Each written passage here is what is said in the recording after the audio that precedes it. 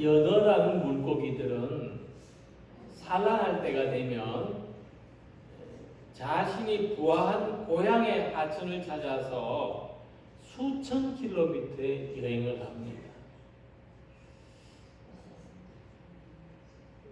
지도도 없고 나침반도 없는데 어떻게 그렇게 찾아가는지를 모르겠습니다.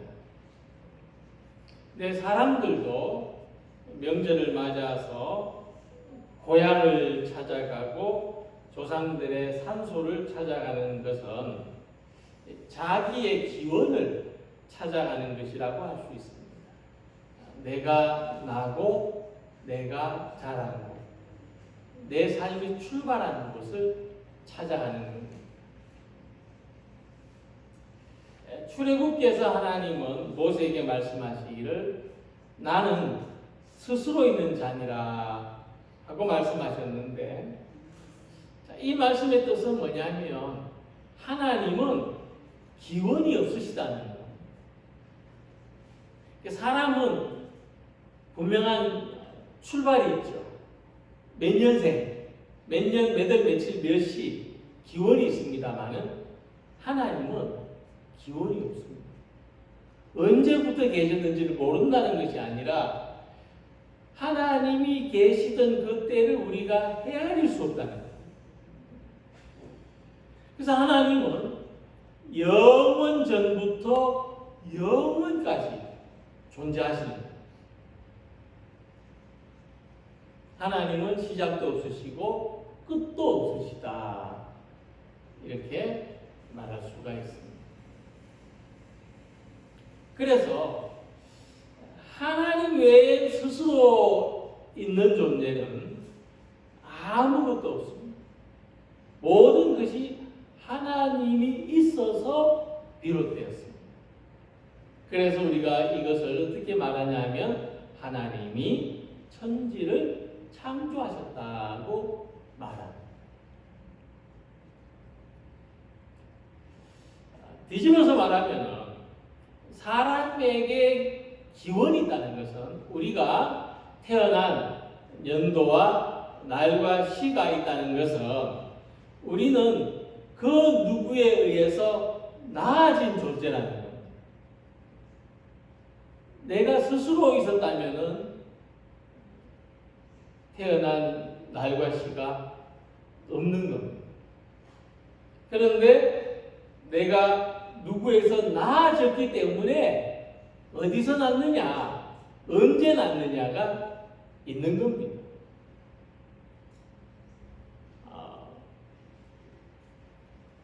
혹시 우리 가운데 슬픈 가족사로 인해서 나는 어떻게 나아졌는지 모르겠다 이런 분이 있을 수는 있습니다. 하지만 그럼에도 불구하고 우리는 누구에게서 나아진 것이 분명합니다. 나아졌기 때문에 있는 겁니다. 이렇게 육신의 생명에도 기원이 있는 것처럼 영적인 생명에도 기원이 있습니다. 그리고 이 영적인 생명의 기원은 한 분이신 하나님입니다. 오늘 함께 나누는 말씀은 우리는 생명을 낳는 사람들이 되어야 한다는 것입니다. 우리는 누군가에 의해서 나아져야만 존재할 수 있는 사람들인 것처럼, 나아졌기 때문에 존재하는 것처럼 또 우리들도 누군가를 낳아야 한다는 것입니다. 그래야 다른 생명을 존재하게 할 수가 있습니다. 함께 읽은 말씀에서 사도 바울은 좀 특별한 탄생에 대해서 말씀하고 있습니다. 고린도 교회 성도들을 향해서 말씀하기를 내가 복음으로써 너희를 낳았습니다. 이렇게 말씀합니다. 자, 우리가 아시는 것처럼 사도 바울은 결혼하지 않았고 혼자 살았습니다. 그리고 순교했습니다. 그러니까 사도 바울이 육신으로 낳은 사람은 아무도 없습니다. 그런데 사도 바울은 고린도 교회 성도들 낳았다고 했으니 이것은 육신으로 낳은 것이 아니라 영적으로 낳은 것입니다. 그것을 복음으로써 너희를 낳았음이라고 말씀했습니다. 사도 바울은 사람이 복음을 듣고 예수님을 믿는 것을 가리켜서 낳는 것이라고 표현했습니다. 나아지는 것이고 탄생하는 것입니다. 우리가 예수님을 복음을 듣고 예수를 믿는 것은 우리가 탄생하는 것입니다. 영적으로 태어나는 것이고 예수님은 이것을 거듭났다.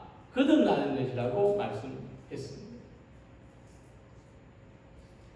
하지만 바울은 고린도 교회 성도들을 낳기만 하지 않았습니다.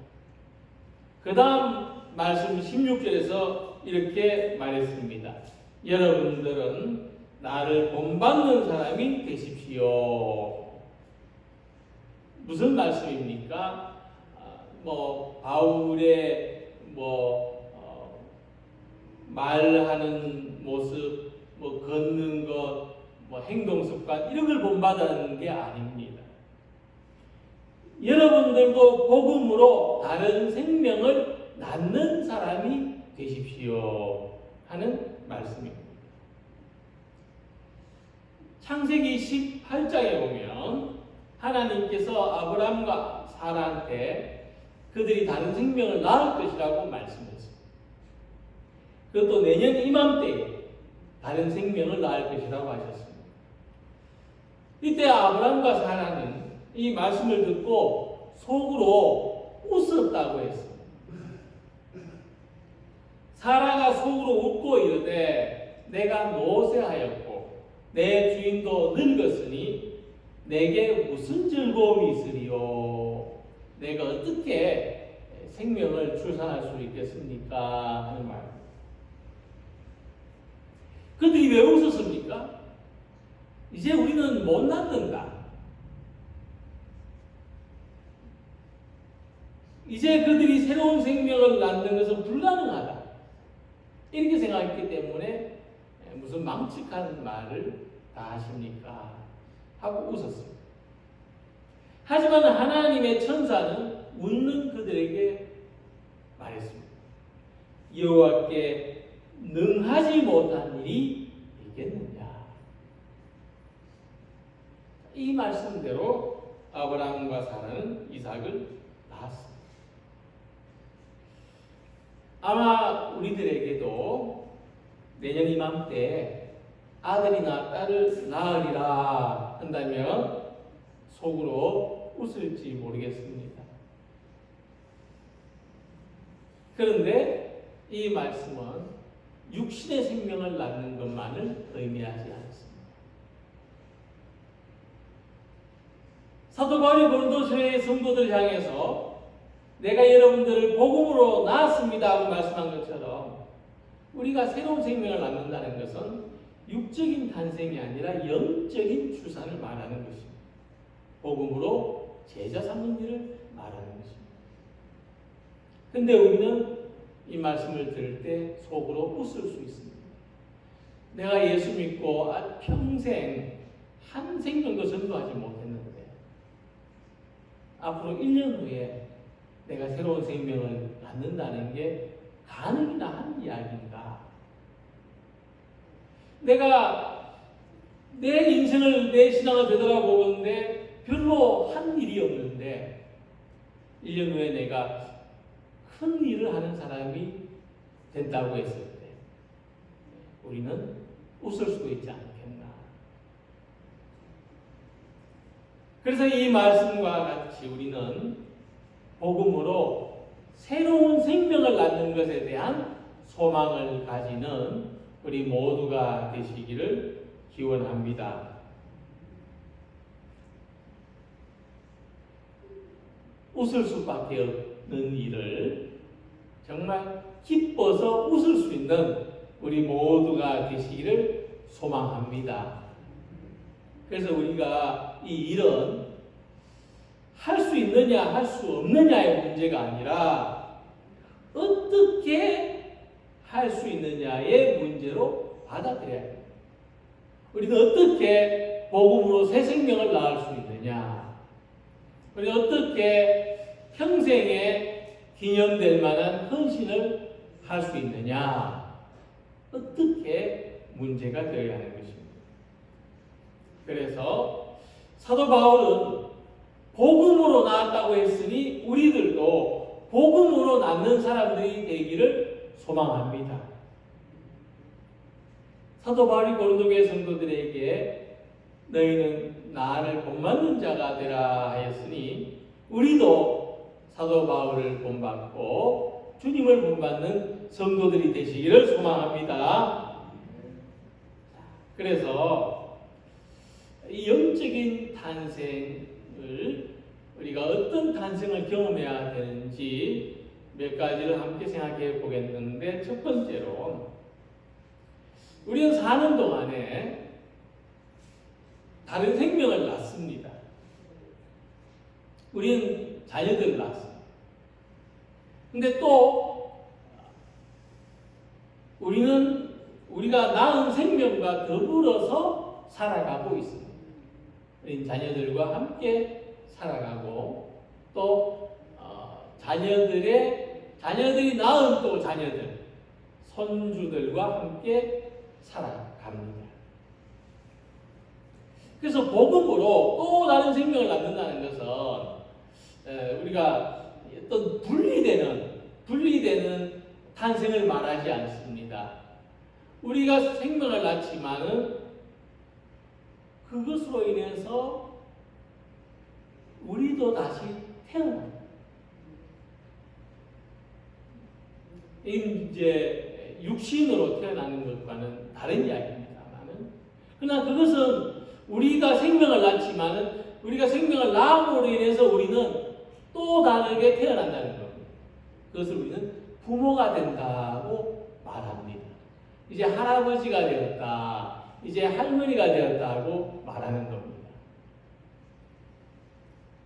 무엇보다 우리는 각자 살던 삶에서 공동체로 태어나는 경험을 해야 됩니다. 교회는 하나님을 믿는 사람들의 공동체이기 때문입니다. 그래서 우리가 개인으로 살 때는 내 마음대로 해도 괜찮습니다. 무인도에 나 혼자 산다면 어떻습니까? 아무 데서나 자도 누가 뭐라 합니까? 옷을 입든지 안 입든지 무슨 상관이 있습니까? 나 혼자. 그러나 공동체로 사는 것은 그렇지 않다 하는 것입니다.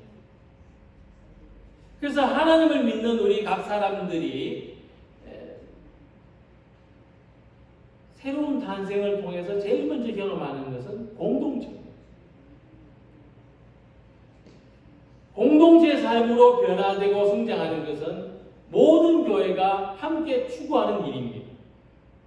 그래서 하나님은 우리가 교회가 되는 경험을 통해서 실제적인 구원의 삶을 살게 하십니다. 자, 내가 교회의 구성원이라는 것을 알므로써 나는 구원받은 사람이구나, 나는 하나님의 백성, 하나님의 자녀구나 하는 것을 경험할 수 있고 신뢰할 수 있는 것입니다. 자, 하지만 이 교회로 태어나기까지는, 공동체로 태어나기까지는 네 가지의 단계를 거치게 되는데, 첫째는 형태만 가지는 겁니다. 사람이 모태에서 형태가 있죠. 아기 형태로. 그리고 모태에서 그렇게 10달을 지내는 것처럼 우리가 교회에 속할 때도 우리가 처음부터 완전한 공동체의 구성원이 되는 것이 아니라 공동체 형태만 가지는 기간이 있습니다. 우리가 신앙생활 할 때 처음에 교회 생활에 주도적이 되지 못하고 하자는 대로 또 시키는 대로 공동체 안에서 지내게 됩니다. 하지만 이것도 매우 중요합니다. 아이가 젖을 먹을 때 맛을 알고 먹겠습니까? 본능적으로 공급받습니다. 이처럼 아이가 젖을 거부하면 생존할 수 없고 가르침을 받아들이지 않으면 속사람이 자랄 수 없는 것처럼 공동체로서의 생활을 잘 따라하는 것도 우리의 탄생과 성장을 위해서 대단히 중요한 것입니다. 교회를 잘 몰라도 교회에 속해 있고 교회 생활을 하는 것이 우리가 새로운 탄생을 하고 자라나는 데 대단히 중요한 것입니다. 두 번째는 혼란한 공동체 경험을 하는 것입니다. 사람도 성장하면서 사춘기가 있습니다. 요즘은 중학교 2학년이 제일 무섭다고 합니다. 중학교 2학년이 되면 바로 이 사춘기가 아주 강하게 겪는 그런 시기라고 합니다. 이와 같이 공동체 안에서도 성장하는 동안 이 혼란스러운 경험을 할 수가 있습니다. 어느 정도 교회에 익숙해지면은 교회 기존의 구성원들하고 갈등하고 충돌하는 것을 경험합니다. 이것을 혼란스러운 공동체의 경험이라고 하는 겁니다. 우리가 교회에 속할 때에 공동체 구성원이 될 때 갈등하고 충돌하려고 속하는 것은 아닙니다. 그런데 익숙해지다 보면은 적응이 되다 보면은 갈등과 충돌도 일어나게 된다는 겁니다. 하지만 이런 경험을 잘 이겨낸다면은 우리는 공동체의 성실한 구성원으로 잘 성장할 수가 있습니다. 나무를 옮겨 심을 때 그 땅에 적응을 잘하면 더 잘 자랄 수가 있고 적응을 못하면 말라 죽는 것과 같습니다. 그러니까 공동체 안에서 혼란스러운 경험을 하는 것은 나쁜 일만은 아닙니다. 우리가 진정한 공동체 구성원이 되기 위해서 준비하는 과정입니다. 하지만 그 다음에 성장을 위한 단계라는 것을 알아야 되겠습니다. 그래서 세 번째는 공동체 안에 녹아드는 경험을 하는 것입니다. 물과 기름이라고 하는 것은 기름하고 물이 섞이지 않는 데서 유래된 말이에요. 물에 기름을 붓고 열심히 졌어요. 섞이라고 열심히 졌는데 근데 젓고 나면 다시 물은 물대로 모이고 기름은 기름대로 모이는 것이 물과 기름입니다. 하지만 그 반대로 물에 잘 녹아드는 기름도 있습니다. 그것을 수용성 기름이라고 합니다. 물하고 섞이는 기름도 있습니다. 그러니까 공동체 안에서 잘 섞이려면은 자기를 비워야 합니다. 갈등과 충돌로 혼란스러운 교회에서 벗어나는 길은 자기를 비우는 데 있습니다. 그래서 자기를 비우는 것은 다른 말로 자기를 부정하는 것은 나라는 존재가 이제 이 공동체에 녹는 겁니다. 이 공동체하고 섞이는 겁니다.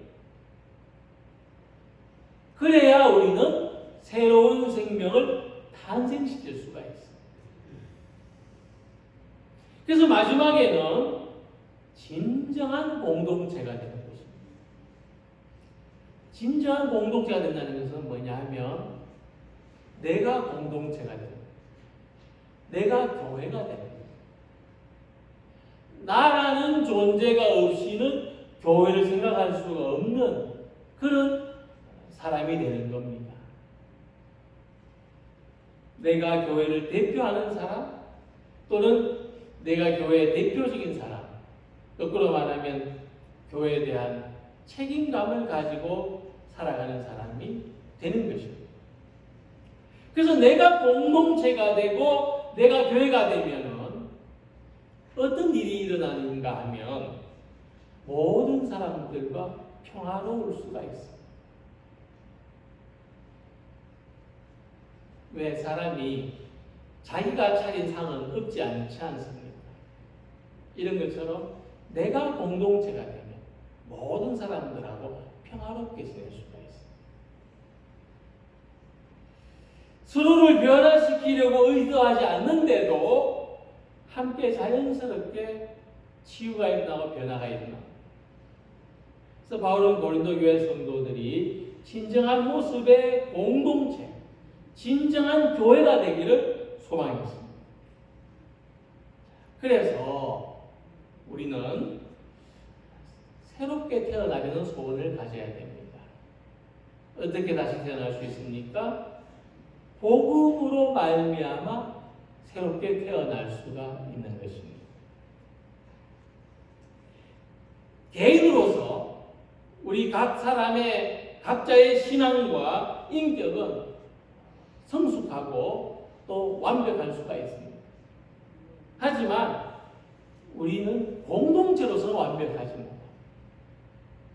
교회로서는 완전하지 못합니다. 오히려 우리 개인이 완벽하기 때문에 나만큼 하는 사람도 없다고 생각하기 때문에 양보가 없고 포기를 못해서 우리는 공동체가 되지 못할 수가 있습니다. 그래서 우리는 자기를 비우고 교회로서 공동체로서 변화되고 태어나기를 소망하는 우리 모두가 되시기를 바랍니다. 자, 두 번째로 우리가 또 다른 생명을 낳는다는 것은 땅에 속한 사람에서 하나님에 속한, 하늘에 속한 사람으로 살아가는 것입니다. 우리는 누구나 다 땅에 속한 사람으로 태어납니다. 태어나면서 하나님을 찾는 생명은 아무도 없습니다. 그래서 우리는 첫 번째 탄생을 하게 되는데 육신으로 태어나는 거예요. 그 다음에 우리는 모태신앙이든지 또 나중에 신앙을 가지게 되든지 예수님을 믿어서 하나님의 자녀가 되는데 이것이 두 번째 탄생입니다. 그리고 또 한 번의 탄생이 남아 있습니다. 그건 뭘까요? 세 번째 탄생은 뭘까요? 부활의 생명으로 다시 태어나는 것입니다. 이 순서는 절대 안 바뀝니다. 사람이 나이를 거꾸로 먹지 않습니다. 태어날 때 90세가 돼가지고 100세가 돼가지고 살수록 젊어지지 않습니다. 이 순서도 똑같습니다. 육신의 생명으로 태어나고 그 다음에 영적인 생명으로 거듭나고 그리고 부활의 생명으로 완전해지는 겁니다.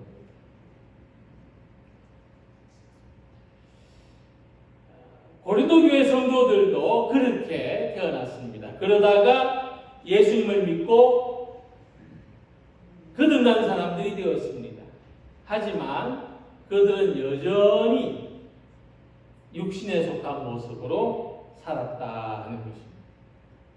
그래서 교회는 이 세상에서 하나님 나라의 모습을 보여주는 곳입니다.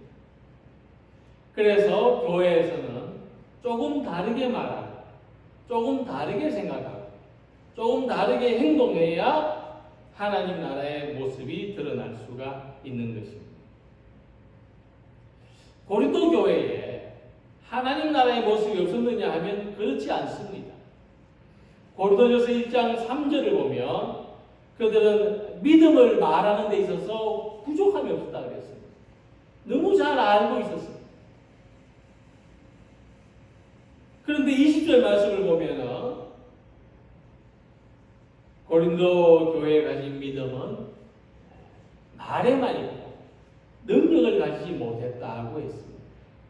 그들은 많이 알았지만 아는 대로 살지는 못했습니다. 그래서 우리가 땅에 속해 있으면서도 하늘에 속한 사람의 모습을 가지려면 믿음의 능력이 있어야 됩니다. 우리가 믿음의 능력이라면 어떤 것을 생각합니까? 신유의 은사, 은사나 방언이나 이런 것을 믿음의 능력이라고 생각합니까? 그렇지 않습니다. 그것만이 아닙니다. 믿음의 능력은 사랑할 수 있는 능력, 또 신실함, 또 겸손함, 또 충성. 바로 이와 같은 능력. 자신의 삶을 위해서도, 도덕적인 삶을 위해서도, 신앙적인 삶을 위해서도 살아갈 수 있는 이와 같은 능력이 필요한 것입니다. 그래서 이 믿음의 능력은 태어날 때 가지고 태어나는 것이 아니라 예수님을 믿음으로써 거듭남으로써 복음의 사람이 됨으로써 가지는 것입니다. 그래서 우리에게 사랑의 능력이 있기를 소망합니다. 우리에게 섬김의 능력이 있기를 소망합니다. 우리에게 복음의 능력이 있기를 소망합니다.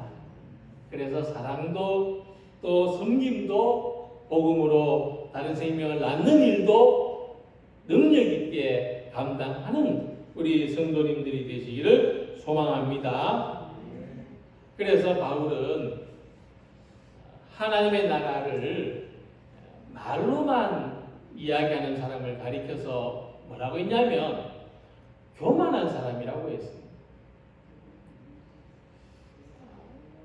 조금 비유가 좀 다른 것 같지 않습니까? 우리가 흔히 말로만 하는 사람을 교만한 사람이라고 하지는 않지 않습니까? 흑풍쟁이라고 할 수는 있겠습니다. 그래서 사도 바울은 교만하다고 표현했습니다. 왜 그랬을까요? 18절에 보면 이렇습니다. 어떤 이들은 내가 너희에게 나아가지 아니할 것 같이 스스로 교만하여졌다. 바울이 말한 교만한 사람은 어떤 사람이냐 하면 바울이 말한 대로 살 필요가 없다. 이런 생각을 한 사람. 복음으로 낳기는 몰라. 그렇게 안 해도 된다. 이렇게 생각한 사람이 바울이 말하는 교만한 사람입니다. 자기 생각으로 가득한 사람. 새로운 것을 듣거나 배우거나 받아들이려고 하지 않는 사람을 바울은 교만한 사람이라 했습니다. 근데 바울은 자기 생각을 가르친 게 아닙니다. 내가 생각하는 대로 해야 돼? 아닙니다. 바울은 예수님의 교훈을 가르쳤습니다. 바울은 복음을 가르쳤습니다. 그래서 스스로 많이 알고 온전하다고 생각해서 복음의 가르침대로 살지 않는 사람을 교만한 사람이라 표현합니다. 그래서 바울은 고린도전서 11장 1절에서 내가 그리스도를 본받는 자 된 것 같이 너희는 나를 본받는 자가 되라고 했습니다. 그 말은 나를 본받으라는 게 아닙니다. 예수님을 본받으십시오 하는 말. 바울이 자기가 대단하다고 생각해서 나 좀 본받아 그렇게 말했겠습니까? 아닙니다. 나는 예수님을 본받고 있습니다. 여러분들도 그런 나의 모습을 보고 배우면 좋겠습니다. 이렇게 말했습니다. 그래서 우리가 예수님의 복음으로 다른 생명을 낳는 것은 결국 우리도 다시 태어나는 경험을 하게 하는 거예요. 늘 우리가 쓰는 표현대로 하면 전도해봐야 우리가 배우게 되고 알게 됩니다. 양육해봐야, 양육하는 경험을 해봐야 우리가 신앙이 성장한다는 게 뭔지를 알게 되는 겁니다. 그러니까 결혼을 하고 자녀를 낳아봐야 부모를 알게 된다는 것과 같은 겁니다. 그러니까 생명의 본질은 뭐냐면 모든 생명이 여기에 있는 이 화분 하나도 그렇습니다. 자기 존재를 확장해 나가는 거예요. 이렇게 새로 잎이 나고 위로 자라는 건 자기 존재를 확장해 나가는 게 생명입니다. 우리도 그랬습니다. 그래서 우리도 자녀를 낳고 우리도 집을 사고 또 우리도 뭐 직장에서 승진하고 이 모든 게 자기 존재를 확장해 나가는 잎이 무성하게 되고 열매가 달리게 되는 것이 생명입니다. 그렇기 때문에 자기 안에 생명이 있는 닭은 매일 달걀을 낳습니다. 낳지 말아 해도 낳습니다. 자기 안에 생명이 있기 때문에 그렇게 살아가는 겁니다. 닭한테 내일부터 달걀 낳지 마 한다면 아마 달걀 안 낳다가 죽을지도 모릅니다. 생명은 그렇습니다. 더 이상 자라지 마 하면은 죽는 겁니다. 죽지 않는 이상 자랄 수밖에 없습니다. 그래서 우리가 믿음으로 우리 삶이 날마다 성장한다는 것은 날마다 우리가 태어나는 거예요. 새롭게 태어나는 것입니다. 오늘도 우리 성도님들의 우리의 믿음과 우리 영혼은 새롭게 태어나신 줄로 믿습니다. 날마다 우리는 새롭게 살아갑니다. 중요한 것은 이것을 포기하지 마십시오. 우리 그 사람은 날마다 낡아질 수가 있지만 우리 속 사람이 날마다 새롭게 태어나는 것을 포기하지 않는 우리 성도님들이 되시기를 소망합니다. 그래서 씨앗이 자라서 열매가 되고 그 열매가 다시 수많은 열매로 나타나는 것처럼 우리 각자 살던 삶에서 이제 공동체, 교회 살아가시기를 소망합니다. 육신으로 살던 삶에서 하나님의 자녀로 살아가는 우리 모두가 되시기를 소망합니다.